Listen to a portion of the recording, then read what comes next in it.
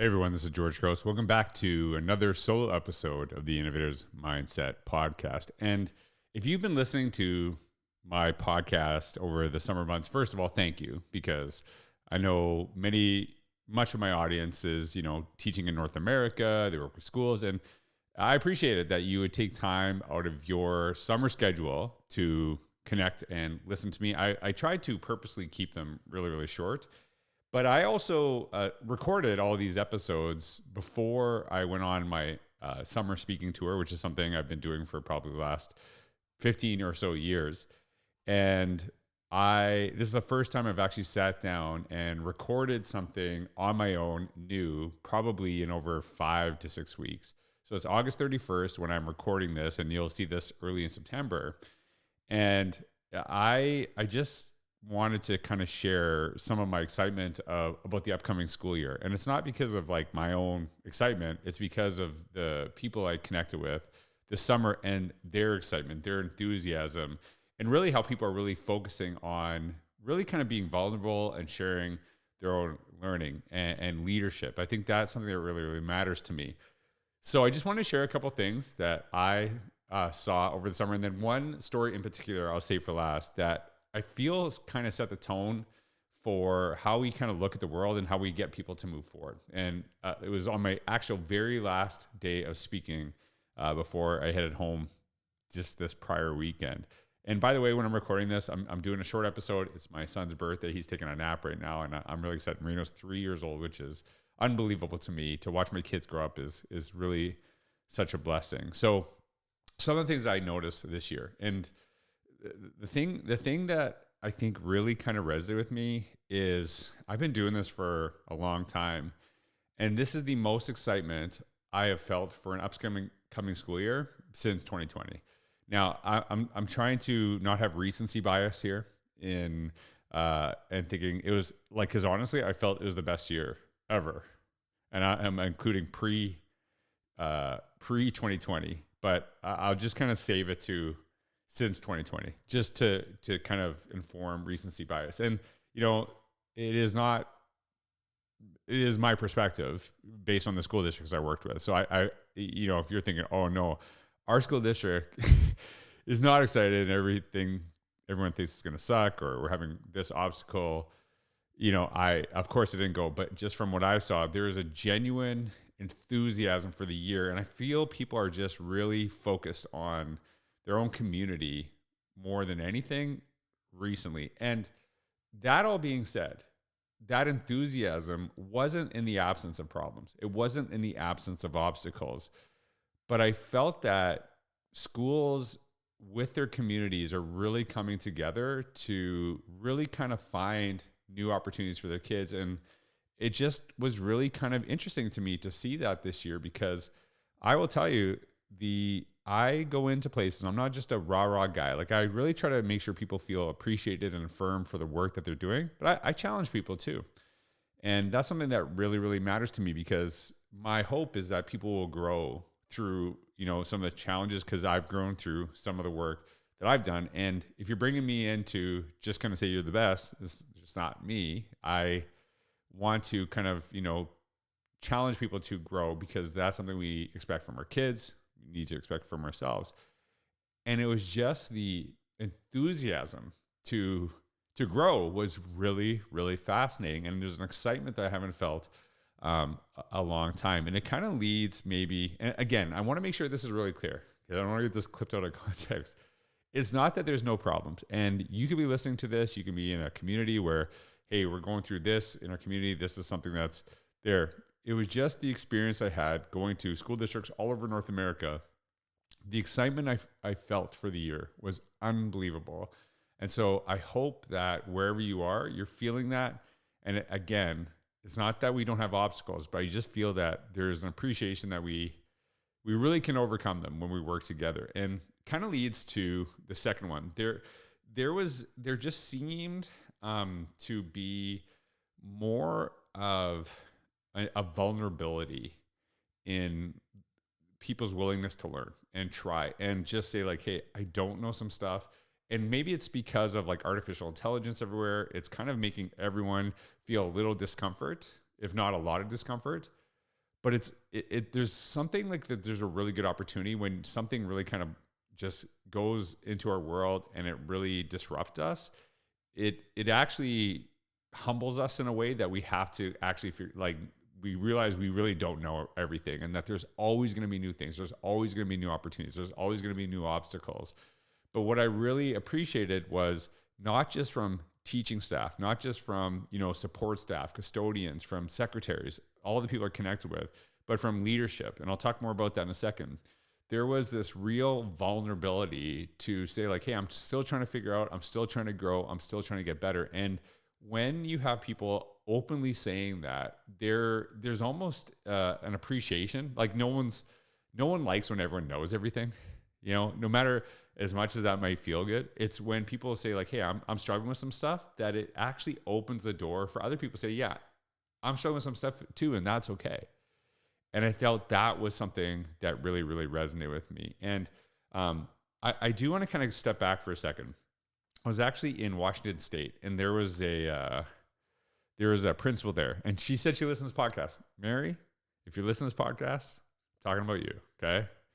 And she was so excited to connect with me, and her excitement led me really to be excited to meet with her, because just what a blessing it is to do the work that I do and to connect with people like Mary.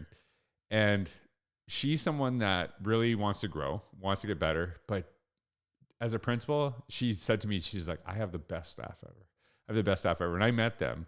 And that's what I'm talking about, that enthusiasm. But you can just tell with Mary is that as much as she loves her staff, she also knows she needs to grow and get better. And that's why her staff loves her, because she also appreciates them. And I think when you have people that are in administrative positions willing to be vulnerable, to constantly push their own learning, then it's so much easier for the staff. This is something I've been saying for years.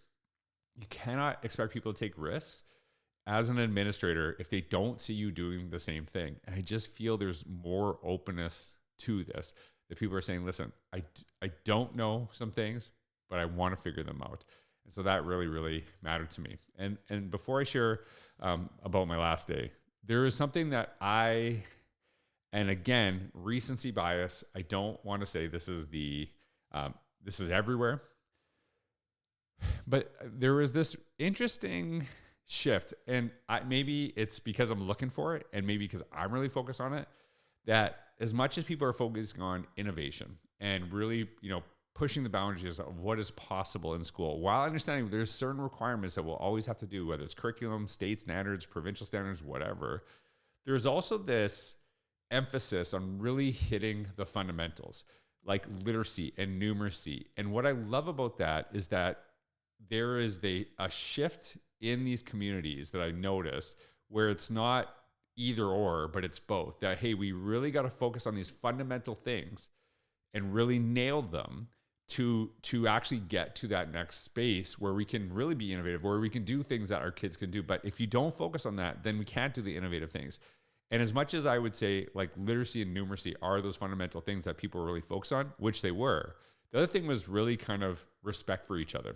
Really, how do we, really talk about how we emphasize how people connect with each other, not just students, although that was quite an emphasis, but staff, that we have to develop our students to be really respectful and kind. And the behavioral stuff really is something that really, really matters. And if you, I remember one of the last days I said, listen, one of the nicest comments I said, from somebody was that what I love about your emphasis is you talk about innovation, but there's a real focus on character and how I interact with people. And I remember having this conversation, and people were just really excited about that aspect of it. And I said, yeah, because you can be the smartest person in the world, but if you're a jerk to everybody, nobody cares, right? Nobody wants to listen to you. That if you don't actually know how to appreciate and connect with people, does it really matter how smart you are? Does it really matter how good your ideas are? I don't want to connect with you. And this is something that you see in not just education, but all facets of life. And so that fundamental, foundational element to go to innovation, I just feel there's this community where it's not separated, but it's together, that we need to build these fundamentals to get to the innovative practice. So that really sticks out to me. And on my very last day of speaking, one of the things that really stuck out to me, and it really shines this light in the community, and I was actually in Maine, absolutely amazing community that I worked with. And the superintendent there was really, he talked to me before and he really wanted to focus on innovation. He really talked like a lot of things that he said, but you can tell he had this genuine love for his community, and his excitement for them was really, really powerful. And one of the things that stuck out to me, and I talked about this briefly in a blog post, in a short video, but it's just really been running around in my mind, was that he had shared survey results about the community that he received. And he didn't focus on, hey, the community said we did this wrong, we did this wrong, we did this wrong. He shared about something he was kind of dinged for. And it was that they wished he would be more visible in the schools, in the classrooms. And he didn't, like, I'm not making an assumption. He said that outright to everybody. And to watch a superintendent say, here is something that you all think I could get better at, and like acknowledge it, and then say, and so this year I am going to focus on becoming better. It was awesome. It was, I don't know this person, but I was so incredibly proud. I don't know if I'm allowed to say that, because what I've seen in the past, and I will tell you, I saw this, I cannot remember one instance that I saw it this summer, but I've seen it before, where a superintendent or curriculum department lead or something like that will come up and say, here's all the things that we did wrong this year, and here's what we're going to focus on. And it's just like, is this really how we start a year, is like just hearing about how horrible we're at stuff? But to have someone actually point a finger at themselves and say, here's something that you think I get better at, and I'm going to, and this is a commitment to you, put yourself out there. It's like kind of the analogy I thought about is like when you say like, hey, here's this goal I have for my fitness, and then you post it on Instagram, there's accountability because everyone's watching you talk about that. And I think that, to me, I wrote a book over the summer, which didn't even exist in my mind, on June 30th. And then by July 15th, it was done. It was called Forward Together, and it will be out in January 2026. I'm so excited about this book, by the way. And the feedback has been incredible so far. The thing I said is that if you want to move communities together, the first thing you do is do not point at them, point at yourself. Because if you are just pointing your finger at someone else, people get pushback to that. But when people say like, hey, here's the thing that I need to get better at, here's the thing where I've kind of lacked, it is so much easier for other people to now see themselves in the story and to be more willing to grow. Because when you point at others, there's a pushback. When people see you're willing to grow yourself, then you're modeling the way forward. And I'll just never forget that. And I wanted to share that because that is just something I hope all administrators really think about, is like when you're pushing your staff, when you're saying, we need to get better at this. And one of the things I always have said when I work specifically with administrators, the worst thing you can say after today is, hey, I heard some guy from Canada today, here's things you need to do. It's like the worst way to start, because a lot of people are terrified when their administrators go to a conference. One of the things I always say is, hey, I went to this conference, I went to this event, and here's some things I'm going to do that you should really point at yourself first. And this superintendent did that without any prompt from me or anything like that. And when I wrote about it, I shared this. The predecessor to leading by example is learning by example. When we are vulnerable enough to share when we need to grow and how we plan to get there, others are more likely to do the same. And that superintendent really hammered that home. So I just wanted to share some of that. And it's nice to sit in front of a camera, but my son's about to wake up. We're going to do some birthday pizza.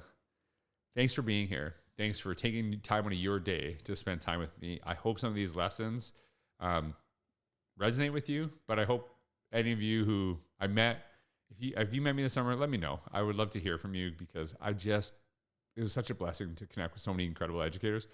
And I feel rejuvenated, and I just feel an enthusiasm. Not that there's no problems, but just knowing that there's so many communities that are out there knowing that they can solve them.